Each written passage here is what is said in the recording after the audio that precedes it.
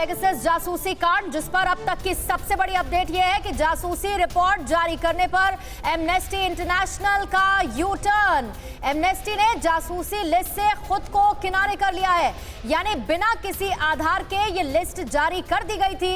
Amnesty ने ये कबूलनामा रखा है और जासूसी लिस्ट से खुद को अलग एमनेस्टी इंटरनेशनल ने कर लिया। एमनेस्टी ने किसी भी नाम की कोई जांच नहीं की थी, ये भी बताया गया। एक तरफ जहां पर पेगासस जासूसी कांड को लेके सड़क से संसद तक संग्राम भारत में मच रहा है, वहीं दूसरी तरफ एमनेस्टी ने इस रिपोर्ट से खुद को पूरी तरह से अलग कर लिया है। जासूसी लिस्ट से खुद का किनारा एमनेस्टी इंटरनेशनल ने कर लिया है और ये बहुत बड़ा यू टर्न है।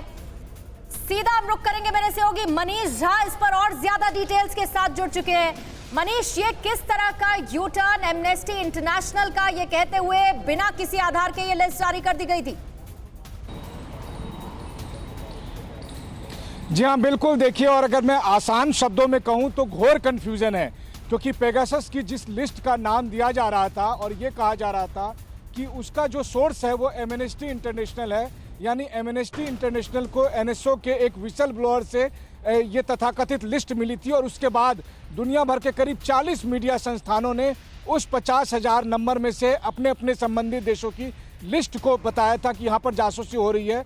उसे लेकर अब एमनेस्टी इंटरनेशनल का आप यू टर्न कहें कि उन्होंने कहा कि ये एग्जैक्टली वो लिस्ट नहीं है जो कि एनएसओ जो कि विसल ब्लोअर से प्राप्त हुई थी, और उसके बाद इस लिस्ट में बहुत सारे वेरिफिकेशन नहीं किए गए थे। हालांकि इसका संदर्भ क्या है यह आने वाले समय में खुलकर पता चलेगा कि क्या इसका मतलब जासूसी हुई ही नहीं थी या हुई थी लेकिन कुछ अलग अंदाज में हुई थी, और हर मीडिया संस्थान, हर देशों की मीडिया संस्थान ने अपने अपने हिसाब से उस फैक्ट का इंटरप्रिटेशन किया था।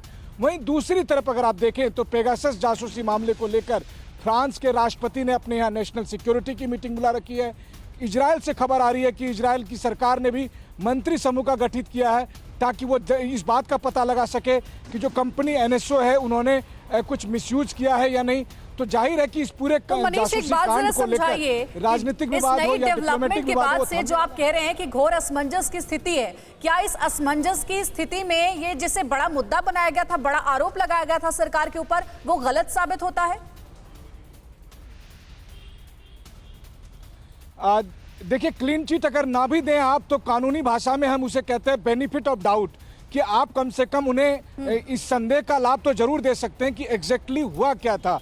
क्योंकि आज की तारीख में जिस लिस्ट के नाम पर ये सारा हंगामा बरपा था, वही लिस्ट अब सवालों के घेरे में है कि उस लिस्ट में कितने लोगों के नाम थे, क्या जिन लोगों के नाम बताए जा रहे हैं उनके नाम थे या नहीं, या फिर किस सीमा तक जासूसी हुई थी या नहीं। तो तमाम तरह के सवाल उठ खड़े हैं, और जब सवाल इतने सारे हो गए हैं तो इसका मतलब है कि जिन पर आरोप लगे थे उनको स्वाभाविक तौर पर ठीक है मनीष, इस पर आप आगे और नजर बनाए रखिए, डिटेल्स जुटाइए। फिलहाल आपका शुक्रिया पूरी जानकारी हम तक पहुंचाने के लिए। अड़ी सोमवार से शुक्रवार शाम 6 बजे सिर्फ TV9 भारतवर्ष पर।